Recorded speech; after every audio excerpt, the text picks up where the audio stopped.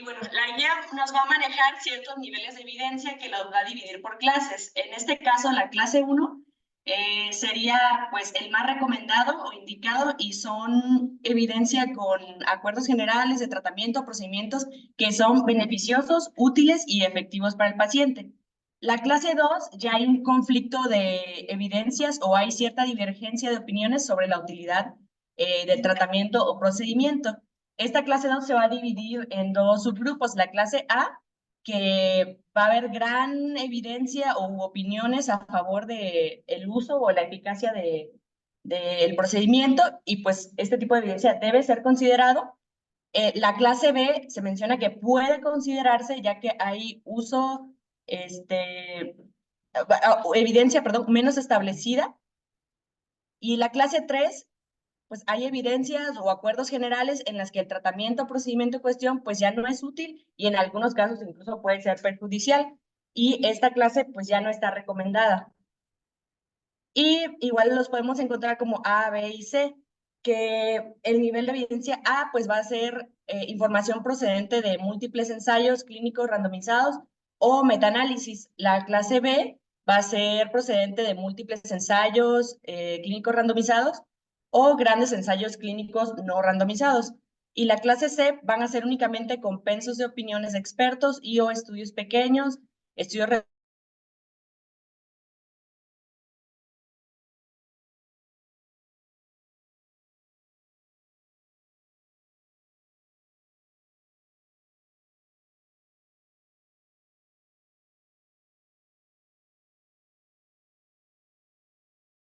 igualmente, pues se añade la parte de los fenotipos, la clasificación para insuficiencia cardíaca aguda, eh, actualizaciones sobre algunas otras cosas y adición de indicadores sobre calidad. En el tratamiento no farmacológico, pues tenemos muchas recomendaciones que van a ser, pues más que nada, ir eliminando los factores de riesgo que tiene el paciente. Por ejemplo, si es un paciente sedentario, pues intentar que haga un poco más de actividad física. El cese del tabaquismo, pues igual viene una gran influencia. La obesidad, pues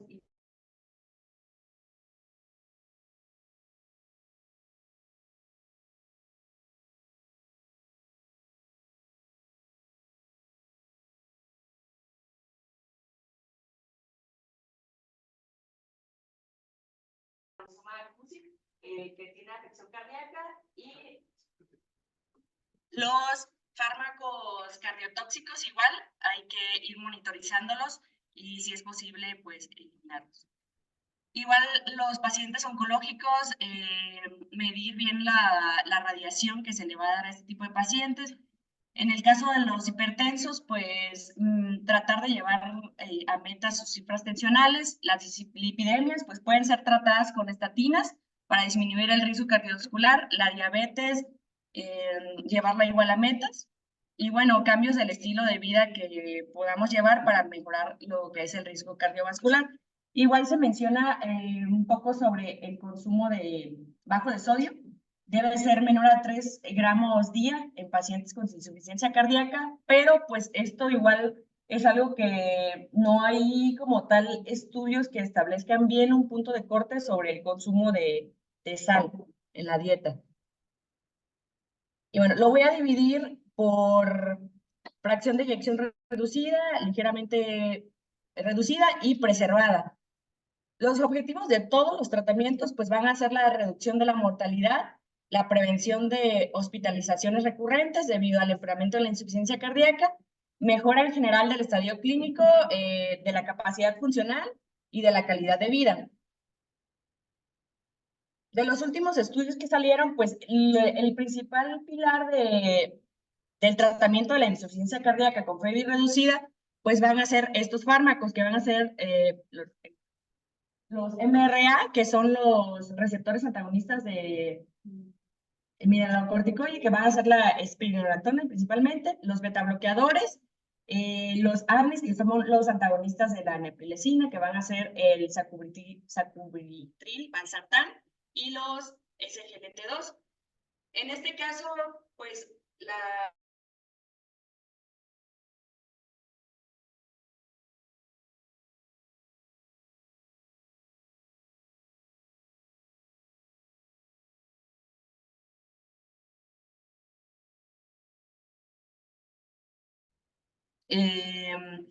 congestión, pues se va a añadir diurético. En el caso de que el paciente se autoperciba como una persona negra, pues se puede añadir ralacina y nitratos. Y pues así vamos a ir añadiendo otros fármacos.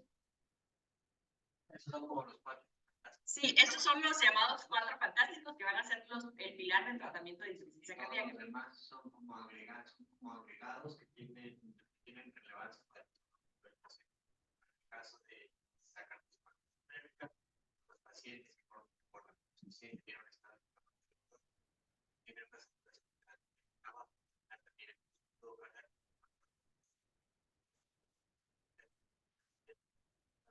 mejorar, tiene mejorías sobre la capacidad funcional de tener una adecuada presión suplementados.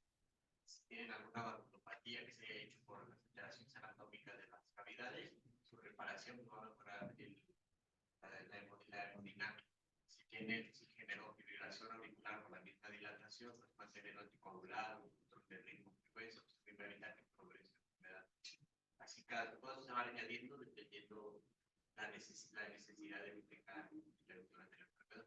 Sí, el punto pues va a ser ir individualizando a cada paciente, como comentaba Ernesto, pues igual, por ejemplo, si tenemos un empeoramiento del estado del paciente, pues podemos añadir nuevos fármacos que, bueno, hay estudios un poquito más recientes, como el Vericiguat, que comentaremos un poquito más a fondo más adelante. Y bueno, en sí maneja un cuadrito de recomendaciones que los que tienen pues una clase 1A, pues van a ser los IECAS, los betabloqueadores, los MRA, la espinolatona, los SGLT2 y los ARNI, que van a tener una recomendación 1B. Todo esto pues nos va a ayudar a reducir el riesgo de falla cardíaca, hospitalizaciones y muerte de los pacientes con insuficiencia cardíaca.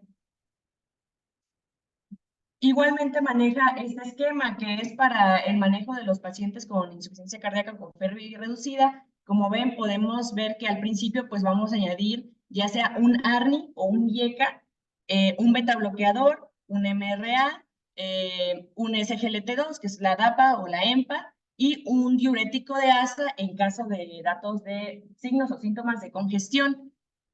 Ya de ahí los vamos a ir clasificando. Si tiene el paciente una FEBI menor a 35 y un QRS menor a 130, pues podemos considerar un dispositivo cardiodesfibrilador implantable. Ya sea que el paciente tenga alguna cardiopatía no isquémica o isquémica. De hecho, pues prácticamente en todos los pacientes, pues más o menos sería recomendado si tienen una FEBI menor a 35. En caso de los FEBI con menos de 35 que no tengan un dispositivo recomendado, que no sean aptos para ello, pues podemos usar fármacos de clase 2 de recomendaciones. Y en caso de que tengan una FEBI de menos de 35 y un QRS de más de 130, podemos considerar una cardioresincronización.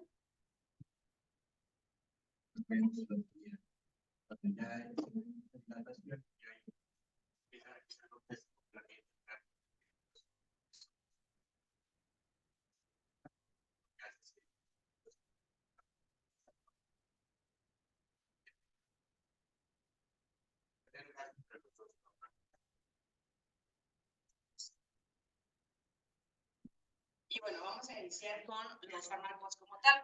Primero, pues me gustaría abordar lo que son los ARNI, que son los inhibidores del receptor de angiotensina-lepridicina, que van a ser el sacubitril/valsartán, que bueno, el sacubitril se va a encargar de bloquear la degradación de péptidos natriuréticos que se producen en el organismo y mantener su efecto. Estos péptidos, perdón, tienen efecto beneficioso sobre los pacientes.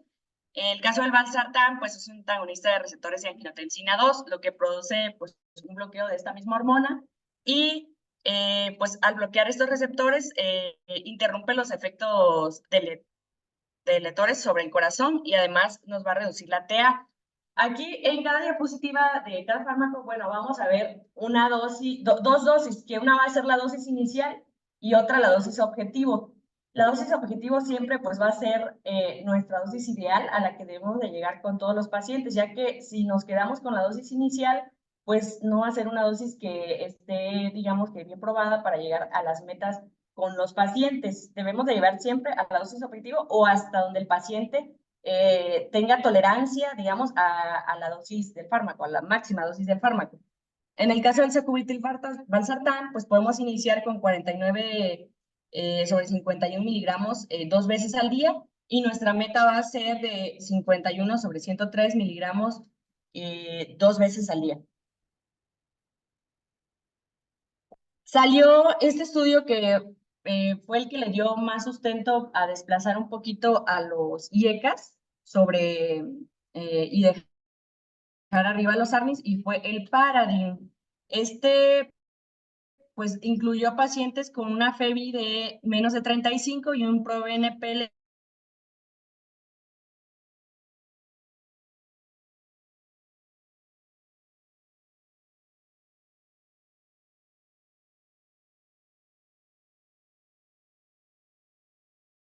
en general por cualquier causa. El único detalle con este estudio es que pues no fue en un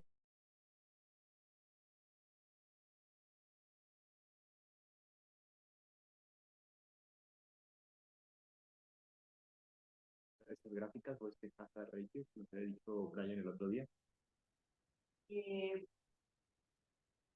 No, solo la P sí es significativa, y eso fue igual para Okay. Nada más, conforme va pasando el hazard. no, es que se escucha. Con el hazard ratio que nos dice es el 3 existe, pero conforme va pasando el tiempo.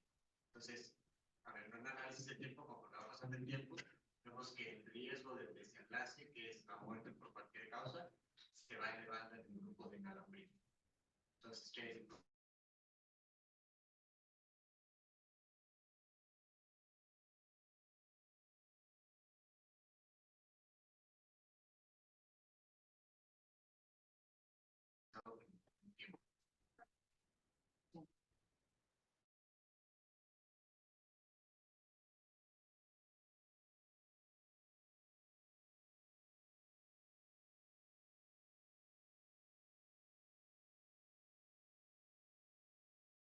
Hospitalizados por descompensación.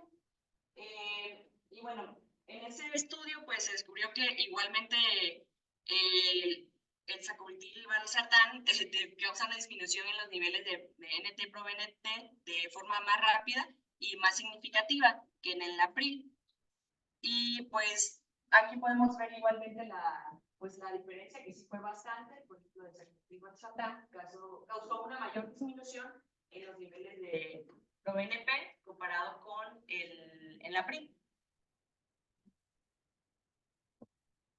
Y por último salió, perdón, un estudio de JAMA, que pues ya analizaba como tal, ok, bueno, sí hay una disminución en el ProBNP, pero pues ¿qué es cuál sería realmente el beneficio, ¿no? Y los hallazgos fue que en 794 pacientes que iniciaron el tratamiento con ARMIS, pues hubo un cambio en las concentraciones de ProBNP durante 12 meses, pero pues igual hubo una disminución del índice, perdón, hubo mejoras en el índice diastólico, en el índice de volumen telediastólico del ventrículo izquierdo, en el índice de volumen de la aurícula izquierda y en la relación entre el llenado diastólico temprano y la velocidad auricular diastólica temprana.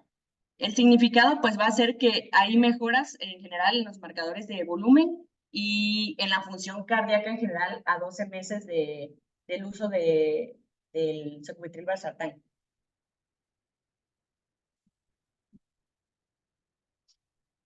¿No? ¿Puedo hacer un comentario? Sí, claro. El ARNI es un excelente medicamento, y nada, recalcar aquí todos los estudios, como bien mencionaste, los hicieron con NT-proBNP. Sabemos que el tratar de medir solo BNP en estos pacientes que toman el ARNI no va a ser, ¿cómo decirlo?, tan certera su medición. Sabemos que está afectado por la inhibición directa de la neprilicina.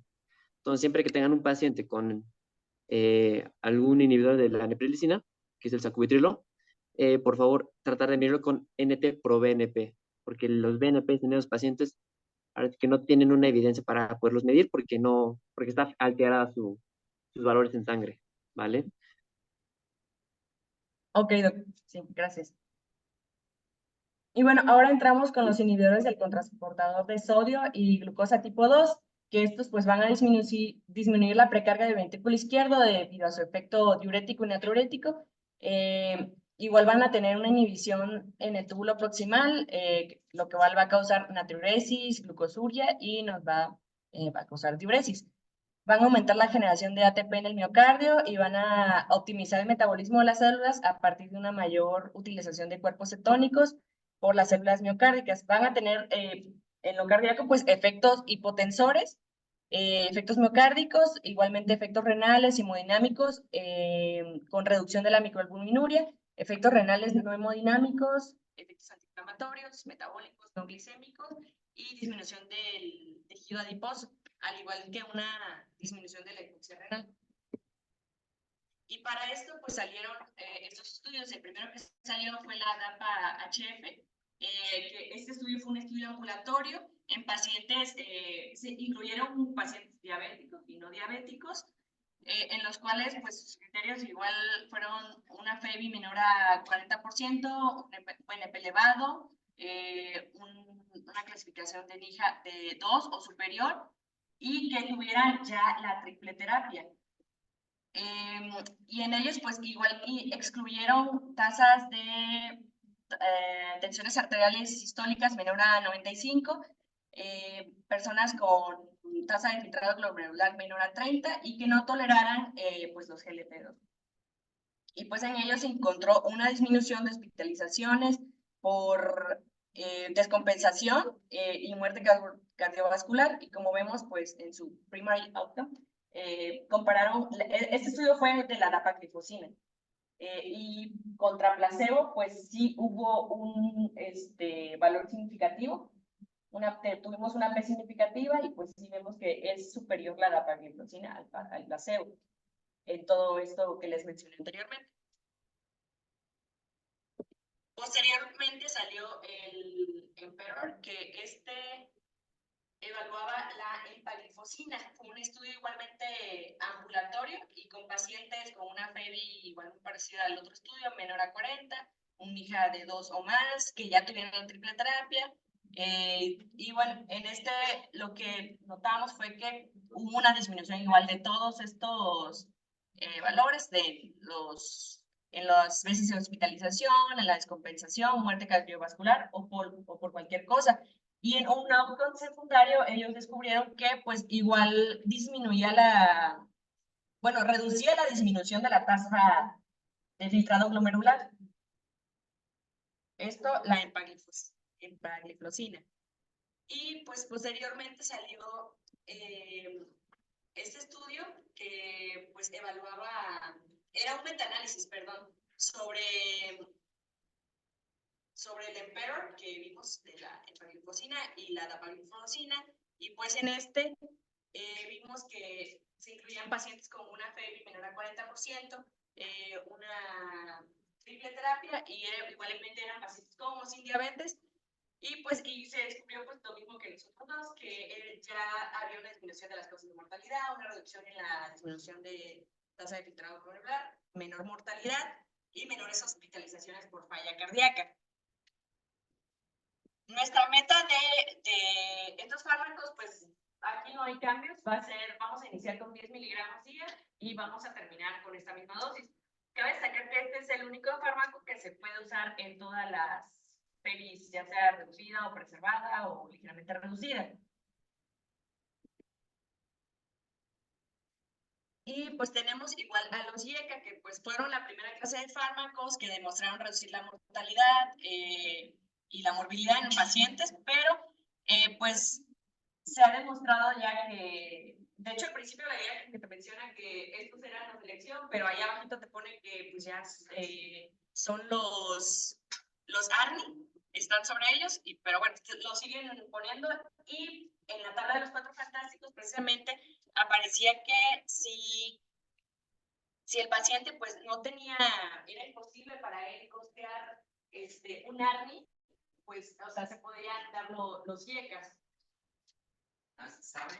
Por ejemplo, si tienes un paciente que está con un IECA, ¿sabes cómo haces el tratamiento? Consigues una, ¿sabes cómo haces el tratamiento? O sea, o te das la siguiente dosis de aguantar, De ARNI, de llegar, alguien sabe, o para usar, suele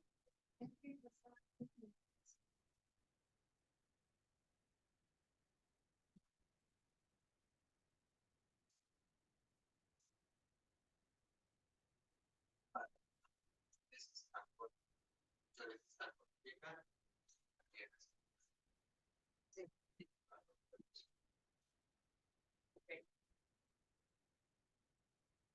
Y bueno, los únicos estudios los estudios que hay que menciona la guía sobre los IECAS, pues el que tiene como que superioridad pues es el ENAPRIL, que demostró menor mortalidad, un 40% o menos en 6 meses, pero pues vemos que su N fue pequeña, fue de 127 pacientes contra placebo. O sea, no, como que no hay mucha evidencia como tal sobre eso. Y bueno, igual viene la tablita sobre ello, pues lo vamos a fijar un poquito más en lo que es el ENAPRIL, y sería una dosis de inicio de 2.5 miligramos 2 veces al día y una dosis meta de 10 a 20 miligramos 2 veces al día. Los betabloqueadores, pues estos se han demostrado que reducen la mortalidad y la morbilidad en pacientes con febril reducida. Existe un consenso que los IECA y los betabloqueantes pues pueden iniciarse juntos como se establezca, digamos, que el diagnóstico, pero pues no hay evidencia que favorezca el inicio de betabloqueantes antes que un IECA o viceversa. Y bueno, lo que hay sobre los betabloqueadores, pues es el estudio de Copérnicus, que fue el que tuvo mayor relevancia, reduciendo una mortalidad de un 35%, y el fármaco aprobado fue el carvedilol.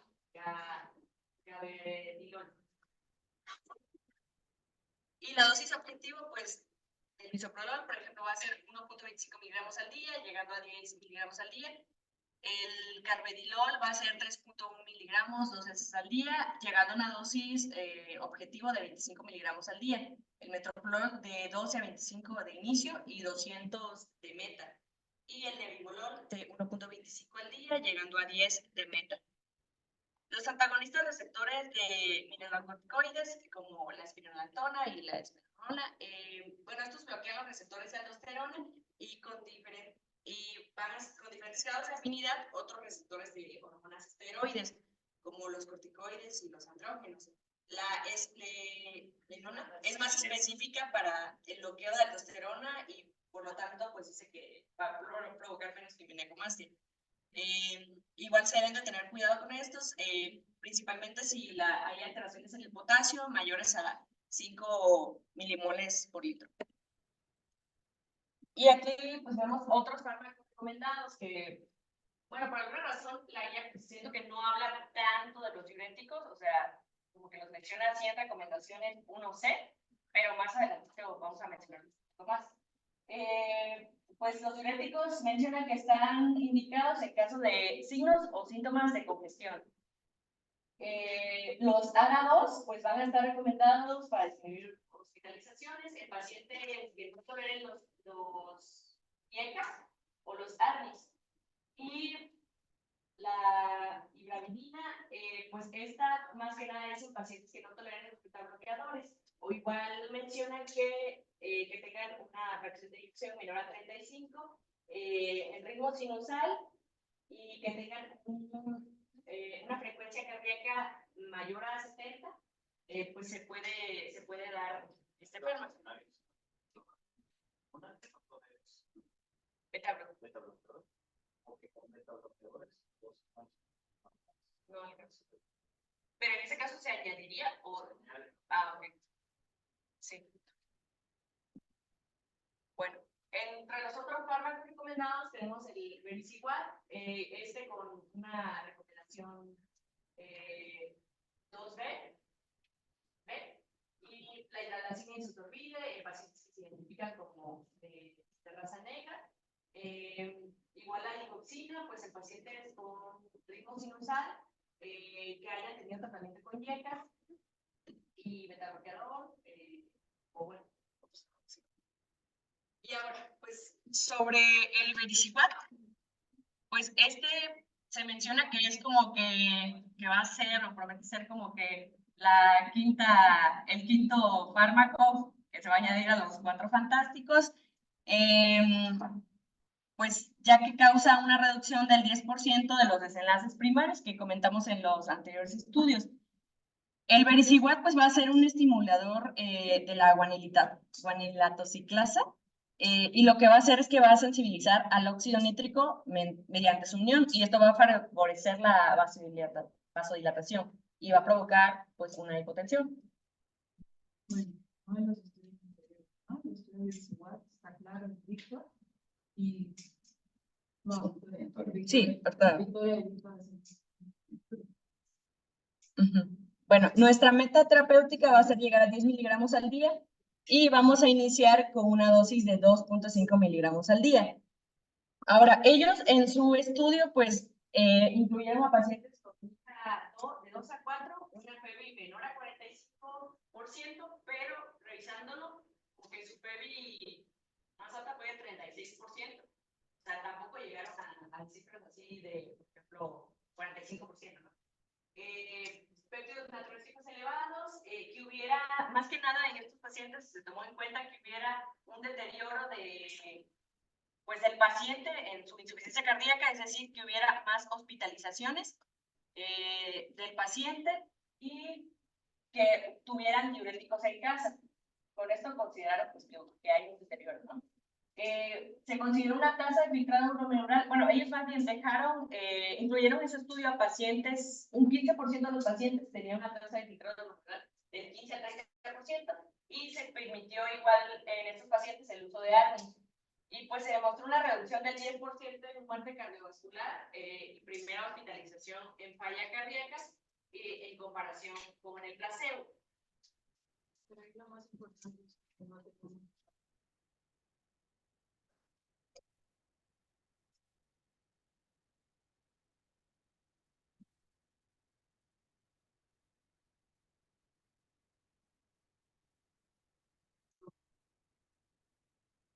Y bueno, eso es lo que hay sobre el vericiguat. Y pasamos a los diuréticos, que estos pues se mencionaba que van a ser únicamente para aliviar la disnea y el edema en pacientes con síntomas y signos de congestión, pues su indicación pues va a ser la misma.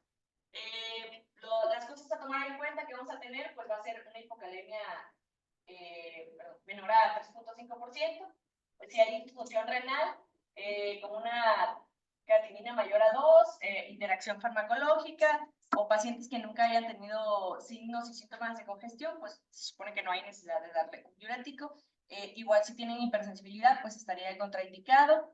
Y pues si tienen signos y síntomas de hipotensión, o hipotensión severa asintomática con una tensión arterial sistólica menor a 90, pues eso hay que tener en cuenta. Y pues los principales de elección van a ser los diuréticos de ASA. En este caso sería la furosemide, que como vemos en este cuadrito, pues va a ser la que va a tener pues como que una mayor potencia. En comparación con su vía oral, necesitaríamos el doble de dosis de vía oral para alcanzar la dosis intravenosa. En cambio nosotros pues es una relación 1:1. Es importante ver aquí que pues, es afectada por el consumo de alimentos, su biodisponibilidad, al igual que la umetralina. Sí. En cambio, la otra ya no es afectada. De ahí más, pues vamos a iniciar con una dosis de furosemida de 30 a 60 miligramos. Y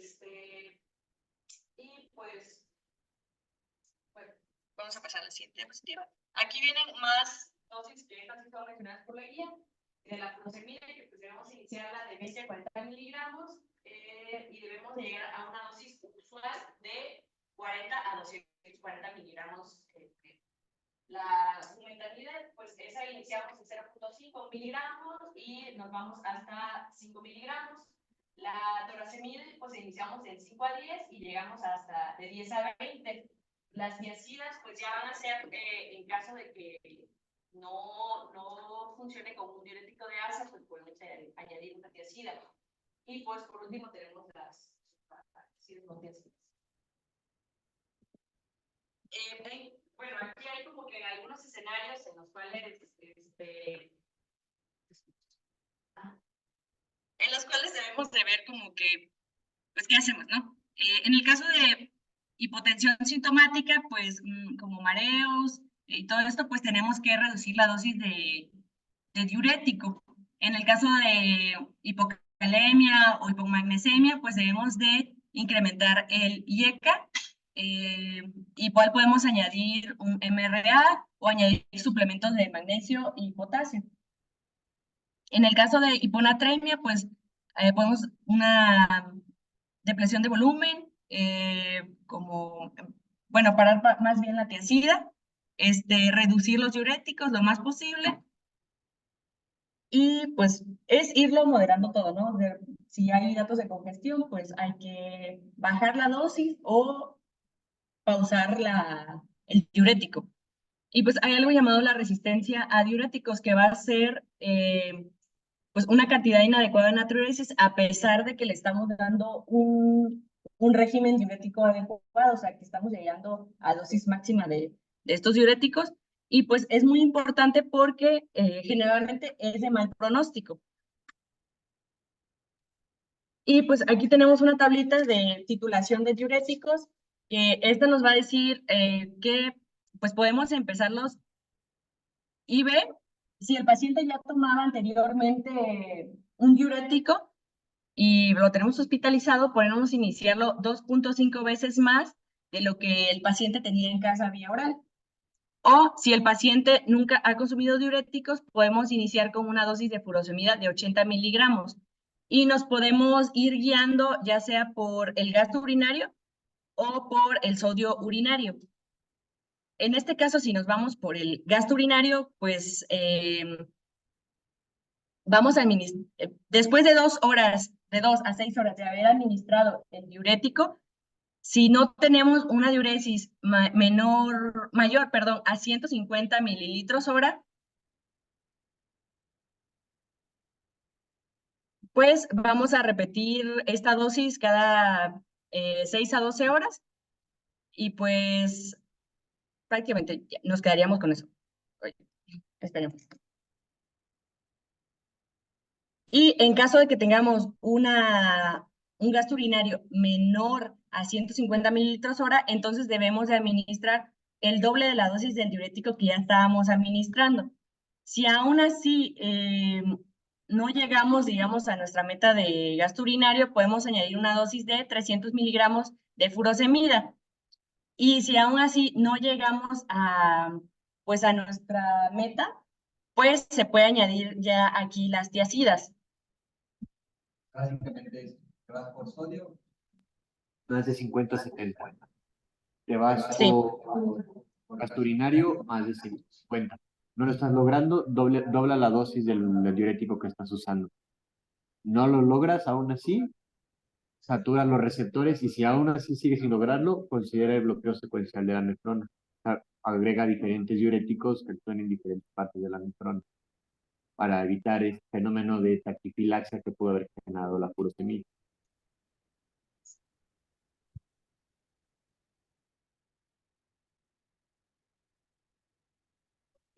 Bueno, ahora vamos con los dispositivos. El primero es el desfibrilador automático implantable, que pues estos son eficaces para corregir las arritmias potencialmente letales, y en el caso de los sistemas transvenosos también pueden, bueno, más bien previenen la taquicardia y pues más que nada nos van a reducir la tasa de taquiarritmias y la muerte súbita, pero no van a reducir la mortalidad en general y en algunos casos incluso pueden aumentarlas.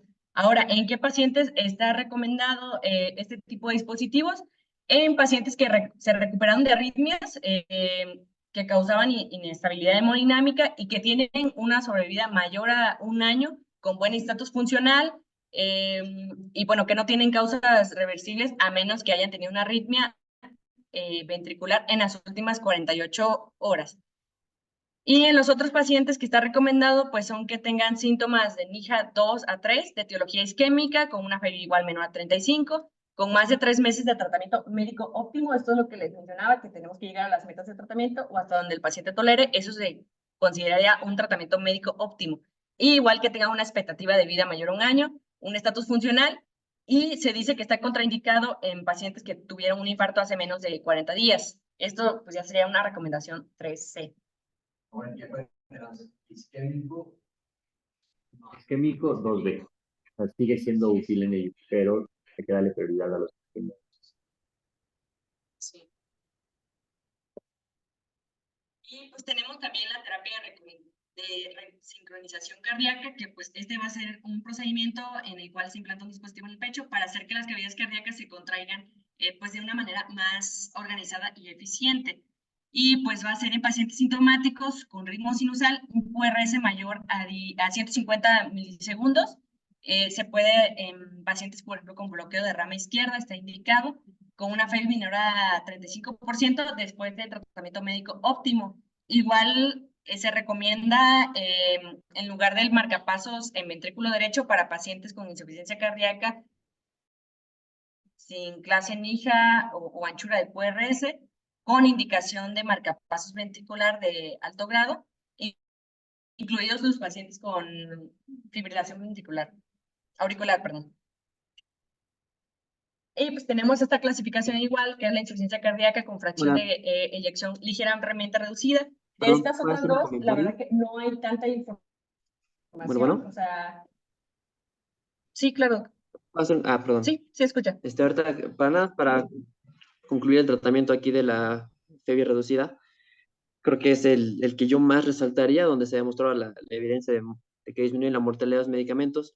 Aquí de la terapia de resincronización, muy importante, como bien dice, ver la morfología del bloqueo de rama izquierda, que es el que tiene más evidencia en estos pacientes con un QRS de más de 150, es clase 1A, como bien mencionaste. De 130 a 149, la evidencia disminuye un poco, pero no está contraindicado. Tienes un paciente que ya tienes los 4 fantásticos, que ya tienes dosis máximas toleradas, y aún así lo tienes con síntomas, FeB reducida menor a 35, pues lo intentas, a pesar de que no esté más de 150. E incluso si tenemos un bloqueo de rama derecha y mayor a 150, también podría estar indicado la terapia de resincronización con menor evidencia, pero también está en las guías de resincronización para que se consideren este tipo de pacientes. Entonces, incluso tener un bloqueo de rama izquierda o un bloqueo de rama derecha, se podría considerar la terapia de resincronización.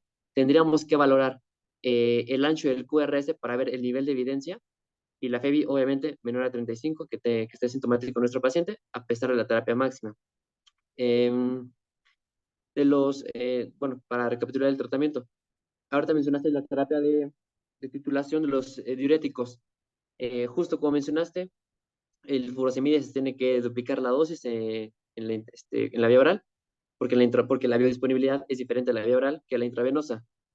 Es importante recalcar que las metas que mencionaste en la guía que conocemos de la ESC 2019, nos menciona esas metas de la uresis y del suelo urinario en 24 horas. Es la titulación de 24 horas, porque posterior, en el segundo día de hospitalización, es importante, las metas son diferentes. Las metas son diferentes, nos valoramos en la uresis, generalmente de 3 a 4 litros, es lo que se valora en ese momento. Entonces, para que vayan titulando los diuréticos conforme al día de hospitalización en el que esté. Y como bien mencionaste, el cuadro que pusiste es en las 24 horas. Después de las 24 horas, mencionan otras metas en la guía de la europea. Algo importante también que quiero recalcar es en qué momento iniciamos los 4 fantásticos. Se inician desde que sale de la hospitalización.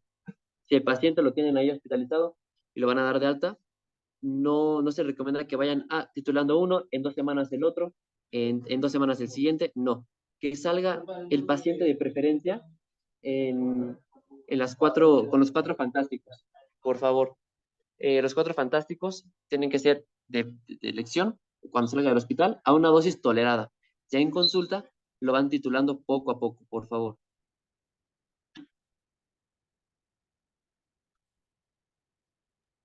Ok, muchas gracias.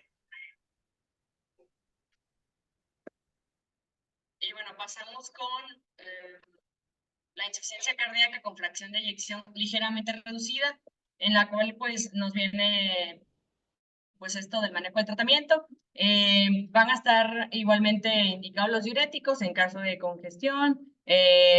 La única recomendación clase 1 va a ser la dapagliflozina, empagliflozina, y pues ya recomendaciones clase 2B pues van a ser los IECA, los ARB, los ARNI, los MRA y los beta bloqueadores. En insuficiencia cardíaca con fracción de eyección preservada, pues Perdón, aquí sí ¿puedo hacer tenemos otro recomendaciones comentario? clase 1. ¿Sí? Perdón. No sé si también han escuchado el término de FEBI recuperada. ¿Perdón? Bueno, no sé si han No, nada más escuchado el preservado. comentario de FEBI mejorada. ¿Han escuchado ese término de insuficiencia cardíaca con FEBI mejorada? No, doctor, únicamente contemplé la reducida, la preservada, Ah, excelente. ligeramente Nada reducida. más, les hago el comentario. La FEBI mejorada, ahí hay que tener bien claro este término, no es recuperada. Muchos dicen, FEBI recuperada, nunca se recupera. El corazón no se recupera, eso que quede claro este término. La FEBI sí puede mejorar. ¿Y cuándo se clasifica como FEBI mejorada? Cuando aumenta, bueno, un paciente que tiene una FEBI reducida, menor al 40%, le inicias tratamiento y ¿qué pasa? Aumenta la FEBI más del 10%, o sea, hay una diferencia de aumento de 10% y que la FEBI final que se mide es arriba del 40%, ¿ok? Entonces hay un aumento del 10% y la cifra final de la FEBI es arriba del 40%. Esos son los dos puntos para decir que es una FEBI mejorada. Y en estos pacientes, si les llega a la consulta a un paciente que le dieron tratamiento y ya ven que tenía 35, imaginemos, y ya les llega con 55 con el tratamiento, no es indicación de retirar los medicamentos, es indicación de que los continúe. No se retira ningún medicamento, se mantienen hasta el final de sus tiempos, ¿vale? Entonces, de tener una FEBI mejorada, no se vayan a ir con la finta de que le pueden retirar los medicamentos. Se les queda hasta el final. Ok, doc, muchas gracias. No hay nada.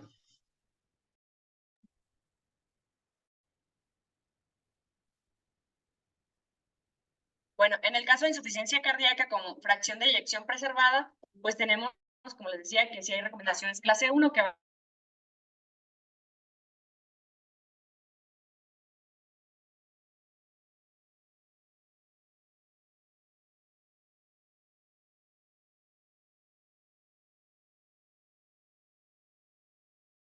o así, pero pues irse enfocando en el tratamiento pues de las comorbilidades que tenga el paciente. Y pues en conclusión, pues debemos de individualizar el tratamiento de cada paciente. La guía nos menciona ahí algo sobre los fenotipos, en el cual pues debemos de englobar a nuestro paciente, digamos, en estas 4 esferas, por así decirlo, que van a ser pues la frecuencia cardíaca, la tensión arterial que tenga el paciente, si tiene o no fibrilación auricular y si hay afección renal. Y según esto, pues vamos a ir añadiendo o quitando o cambiando fármacos. Y pues va a haber muchos fenotipos en los cuales pues van a haber diferentes clases de fármacos, ¿no? Por ejemplo, si tenemos una presión arterial menor a 90-60, pues no va a ser tal vez tan recomendado los betabloqueadores. Y tal vez habrá que añadir diuréticos, y así si vemos afectada pues cada esfera, pues si hay empeoramiento, como mencionábamos hace rato, pues podemos añadir Vericiguat. Bueno, si hay presiones arteriales menores a 90-60 y hay fibrilación auricular, pues tenemos que añadir anticoagulantes al manejo del paciente. Así van a ir viendo diferentes, digamos, fenotipos de paciente, pues por lo cual debemos de ir individualizando la terapia de cada paciente. Y eso sería todo. Muchas gracias. Nada más como último comentario. Está excelente. Todo el tratamiento, como lo mencionaste, está muy bien. Recuerden que los inhibidores Este GLT2 sirve tanto para preservada como reducida. Son los únicos que están ahí aprobados que tienen una función, según la evidencia científica. El darle yeca, ara, arnis, espironolactona, todos estos a la preservada, ok, no tiene una evidencia en la mortalidad, pero pues si tiene otra patología el paciente, tal vez cardiopatía isquémica, bueno, ahí está justificado el uso de estos medicamentos, pero no como hablando de insuficiencia cardíaca, es que esté validado. La terapia de resincronización cardíaca es un excelente manejo para pacientes que no responden ya a los medicamentos, que siguen sintomáticos. Actualmente no solo se usan la terapia que estimula las dos cámaras, un cable en el VD, un cable en el VI, bueno, en el seno coronario para el VI, y el cable en la aurícula derecha. Ahora también está en boga el tratamiento con resincronización con el LAS de His de rama izquierda, perdón. Entonces, ahí solamente con un cable que llega al LAS de His justamente para estimular la rama izquierda y así evitan el uso de estos tres cables y está demostrado que tiene muy buena eficacia para el manejo de la terapia de resincronización cardíaca en estos pacientes. También recordar el DAI de la prevención. Generalmente los pacientes infartados a veces se nos va que tenemos que esperar 40 días después del infarto y valorar si tiene la FEBI reducida todavía. Para estos pacientes hay que estar monitorizando con un ecocardiograma y si sigue abajo de 35, pues ni modo, se ganó su DAI también. Ese valorar que solo es DAI. Hay que recordar que el bloqueo de rama es muy importante porque a veces quieren darle, bueno, nos ha tocado acá ver pacientes que les quieren dar terapia de resincronización, pero no ven el QRS. El QRS es clave importante porque hay una disincronía ventricular en estos pacientes. Por esto es importante el ancho del QRS y la morfología del QRS para valorar la evidencia de la terapia de resincronización. Este cuadrito que pusiste aquí me encanta. Justo es el que tenemos como en el consultorio para valorar qué seguimiento le damos al paciente, qué síntomas le vamos encontrando y cuál le agregamos, cuál le quitamos, dependiendo de cómo se presente nuestro paciente. La ivabradina es muy buen medicamento para ir controlando la frecuencia cardíaca. Sí la usamos en nuestros pacientes bastante, cuando no se logran controlar con el beta bloqueador. La digoxina, incluso en la guía, la reportan como una evidencia, bueno, recomendación 2B, no está tan recomendado para el uso de pacientes con ritmo sinusal incluso. Pues la digoxina incluso ya la recomiendan en la guía para ritmo sinusal, pero es una indicación 2B, no es como que la usemos de regla, pero que sepan que existe y que está sustentada por las guías, por la evidencia, pero no es como que lo usemos mucho. De ahí en fuera, todo lo demás está excelente. Recordar la PEVI mejorada, no quitar medicamentos, porque también nos llegan pacientes que les quitan los medicamentos y vuelven a ser sintomáticos, disminuye la FEBI y puede ser peor esta recaída. De ahí en fuera, no sé si tienen alguna otra duda, pregunta. Creo que estuvo excelente el tratamiento, fue conciso, directo y este cuadro de seguimiento está excelente también. Creo que sí hay una duda, espero. La titulación de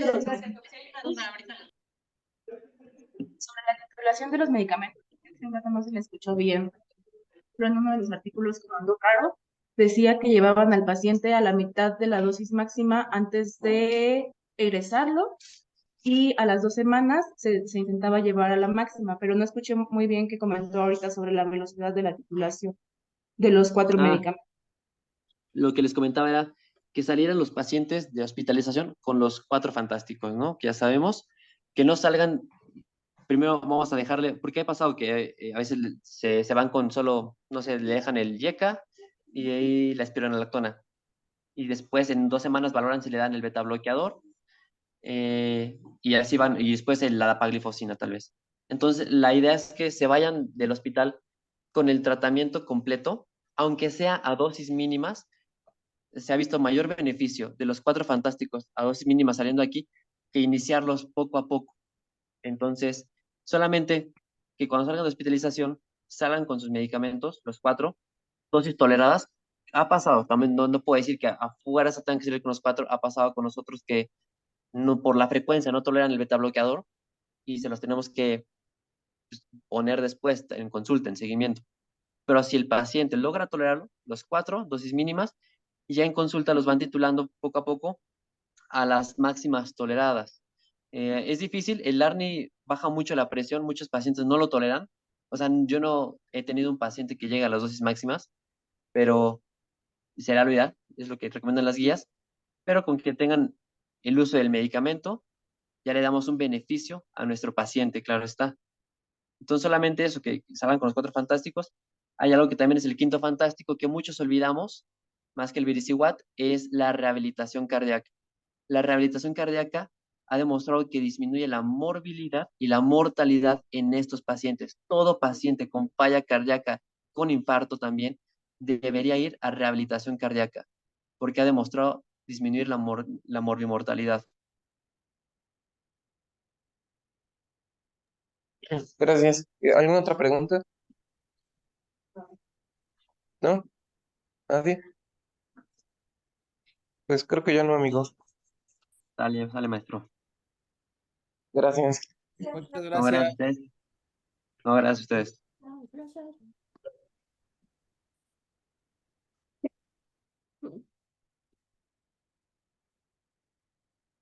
Aprendí.